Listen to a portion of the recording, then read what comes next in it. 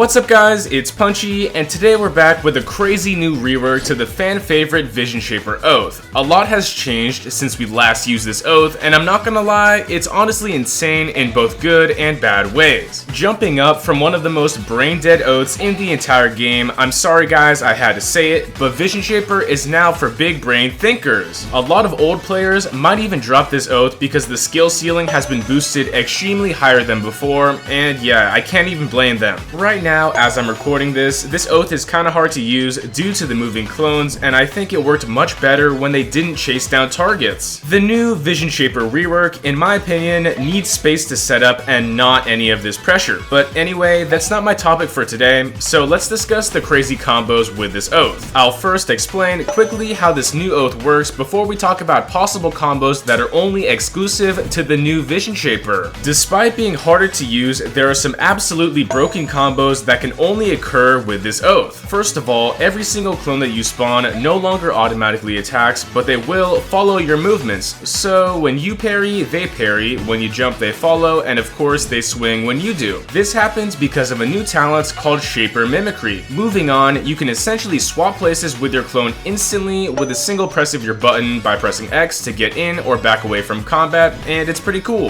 Further upon this, you can store your last used critical attack or mantra loaded into your clone before you place them down. With a separate talent tool, we can then unleash these loaded abilities onto other players in combat, so the clone will teleport to them and use that ability. This sort of technique can break the game entirely, which is what we'll be focusing on here today. So here's a bunch of crazy combos that I was able to find, and please share your own down below. With some pretty solid lockdown, you can try out some crazy combos with a double Cripplet critical. By simply placing one down by yourself and slapping on another with your clone, you can have two chains placed which pull players back in. This can deal extra shadow damage twice and extend the duration they're stuck. Using the deep spindle, you can nearly infinite combo players with the right timing. After your clone pierces with a critical attack, you can do the same during that multi-hit to stun the target for even longer. Next up, with the Isli's Pyre Keeper, you can teleport to your clone mid-critical animation to pull up on people easily with a running crit. The damage from any Keeper crit is also pretty solid and flexible in combat. Even options like the Railblade are straight up insane because you can slam players down with an aerial crit leading directly into a clone grounded crit. There are so many variations of combo extensions or even other nonsense with this weapon, and it's probably the highest damage that you'll be dealing with a Visionshaper clone. Imperial Staff is also kinda crazy because you can force your clone to ragdoll your enemy and instantly aerial crit while they're still in stun. Honestly, if you're trying to make a Wukong build or combo, this might be the best possible setup with this weapon. And trust me, there's even more that you can do with mantras, so I'll talk about a few. Being able to double up on mantras like Tornado Kick back to back to back can set up unavoidable combos at close range, and the damage also isn't even bad. Trapping people with stuff like Ice Eruption can also be pretty powerful, and yeah, also double domain Permafrost Prison is kinda crazy. With all of these Visionshaper setups, there's a lot of opportunity for creativity and freedom with your build, but at the moment, it's just so hard to use. Instead of having stationary clones that were used as resources and markers for teleportation, the clones just run in and get shredded instantly. I'm honestly not a fan of the movement at all, but I'm just not sure. Anyway, leave your thoughts down below. That's all for right now, and make sure to like and subscribe so we can hit 100k subs. Thanks again, it's punchin' time.